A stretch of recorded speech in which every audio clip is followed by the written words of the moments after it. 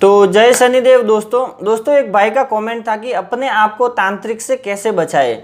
तो दोस्तों आप मानसिक जाप करके अपने ओरा जो आपका जो ओरा रहता है उसको स्ट्रॉन्ग करके उसको मजबूत करके आप अपने आप को किसी भी तांत्रिक से बचा सकते हैं। लेकिन उसमें बहुत सारे प्रकार रहते हैं, जैसे कि अगर आपके ऊपर किसी भी प्रकार की कोई भी क्रिया नहीं हुई है और आप चाहते हैं कि मैं सुरक्षित रहूं, आप चाहते हैं कि मेरे ऊपर कोई भी किसी भी प्रकार का कोई भी वशीकरण, किसी भी प्रकार का कोई भी तांत्रिक कोई भी न कर पाए शुरुआत में, यानी कि स्टार्टिंग में फर्स्ट में, तो आप क्या कर सकते हैं कि आप मानसिक जाप करें। डेली 3 घंटा आपको बैठना है, 3 घंटा आपको 3 महीने तक मानसिक जाप करना है, जिससे आपका ओरा पूरी तरह से स्ट्रांग हो जाएगा। आपके जो 12 गोले हैं वो पूरी तरह से कंप्लीट हो जाएंगे। 12 गोले कंप्लीट होने के बाद आपके ओरे के ऊपर परत लगना स्टार्ट हो जाता है। ये 3 महीने तक, इसके लिए मैं ऐसे तो 1 महीने के अंदर भी हो जाता है, किसी को 2 महीने में हो जाता है, किसी को 3 महीने के लिए हो जाता है, लेकिन 3 महीने में 3 घंटे डेली जाप करने के लिए, इसके लिए बता रहा हूँ कि इतना अगर आप करते हैं तो 3 महीने में आपका ओरा इतना स्ट्रांग हो जाता है कि अगर आप के ऊपर कोई भी छोटा मोटा जो क्रिया करना चाहे तो आपके ऊपर क्रिया असर नहीं करेंगी, तो आप ऐसे में सुरक्षित हो सकते हैं। तो ये एक तरीका हो गया। दूसरा तरीका दोस्तों कि आपके ऊपर ऑलरेडी किसी ने क्रिया, किसी तांत्रिक ने आपके ऊपर कुछ किया है, जादू टोना किया है, कुछ भी प्रेत वगैरह डाला हुआ है, और उसके बाद आप इलाज कराते हैं, फिर दोबारा से वो आपके ऊपर क्रिया कर देता है। तो जब तांत्रिकों की बार बार क्रिया होती है तो उसके लिए आपको क्या करना पड़ेगा, उसके लिए आपको सबसे पहले आपका इलाज कराना पड़ेगा। इलाज कराने के बाद यानी कि आपको ऐसे भगत के पास जाना पड़ेगा जहाँ पे जो तांत्रिक की ताकत से ज़्यादा भगत की ताकत होनी चाहिए, क्योंकि हर किसी के पास अलग अलग प्रकार की ताकत होती है। तो ऐसे में आप अगर मनु भैया के पास जाते हैं तो वहाँ पे क्या होता है कि वो आपका इलाज तो करते ही है, साथ में जो तांत्रिक रहते हैं जो गलत काम करते हैं, उन गलत काम करने वाले तांत्रिकों की जितनी भी सिद्धियाँ रहती है, जितनी भी शक्तियाँ रहती है, वो मनु भैया जो है उनसे ले लेते हैं और मोक्ष धाम में पहुँचा देते हैं, जिसके बाद वो आपके ऊपर दोबारा क्रिया नहीं कर पाता है।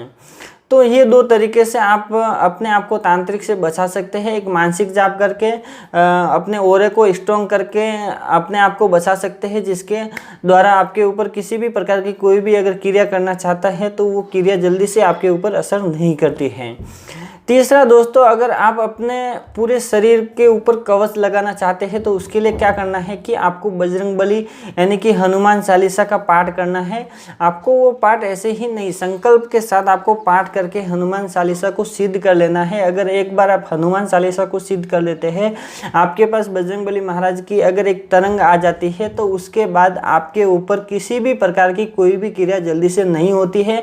अगर आप कहीं पे भी घूमने जाते हैं तो आपने देखा रहेगा कि चौराहे की जो नेगेटिविटी है वो ज़्यादा करके असर देती है। जब आप कहीं पे जाते हैं फिर घर पे आते हैं तो आपने ज़्यादा कर देखा रहेगा कि सिर दर्द, पैर दर्द ये सब होने लगता है। तो ऐसी किसी भी प्रकार की क्रिया आपके साथ नहीं होती है अगर आप बजरंगबली महाराज यानी कि हनुमान चालीसा को सिद्ध कर लेते हैं। और हनुमान चालीसा को सिद्ध करने के लिए संकल्प के साथ सिर्फ और सिर्फ आपको 100 पाठ करने होते हैं। 100 पाठ अगर आप संकल्प के साथ, नियम के साथ और तरीके से करते हैं, तो श्रद्धा से, मन से अगर आप करते हैं तो आपकी हनुमान चालीसा सिद्ध हो जाती है, जिससे भी आपको बहुत सारा बेनिफिट होता है। जैसे कि अगर आपको डर लगता है किसी भी प्रकार से, जैसे कि अंधेरे में अगर आपको डर लगता है तो आपका डर खत्म हो जाएगा। आप अकेले जाने से कहीं पे डरते हैं तो वहाँ पे भी आपका डर खत्म हो जाएगा।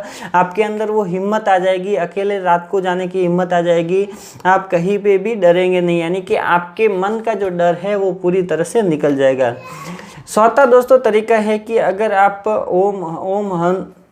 ओम हनुमंते नमः इस मंत्र का अगर जाप करते हैं, इस मंत्र का जाप करके आप बजरंगबली महाराज की अगर सिद्धि प्राप्त करते हैं तो भी आपको बहुत सारा बेनिफिट होता है। बहुत सारे तांत्रिकों से, यानी कि जो छोटे मोटे तांत्रिक है वो आपके ऊपर क्रिया नहीं कर पाते हैं। उल्टा अगर आपके ऊपर कोई भी क्रिया अगर कोई कर भी रहा है तो उल्टा उसी के ऊपर वो असर दिखाना शुरू हो जाते हैं। तो दोस्तों ये कुछ तरीके थे जो मैंने आपको इस वीडियो में बताए। आप अगर इस तरीके को फॉलो करते हैं, इस नियम के साथ, इन सिस्टम के साथ इनको फॉलो करते हैं तो आप अपने आप को तांत्रिक से बचा सकते हैं। तो बस दोस्तों आज के लिए इतने। वीडियो अच्छी लगी तो लाइक कीजिएगा, शेयर कीजिएगा अपने दोस्तों के साथ। अगर आप मेरे चैनल पे नए तो चैनल को सब्सक्राइब कीजिएगा। और दोस्तों अगर आपके मन में भी इसी भी प्रकार के किसी भी प्रकार का कोई भी सवाल है तो वीडियो के नीचे कमेंट जरूर करें, मैं उसके ऊपर वीडियो बनाने की कोशिश फुल करूंगा। तो जय शनिदेव दोस्तों।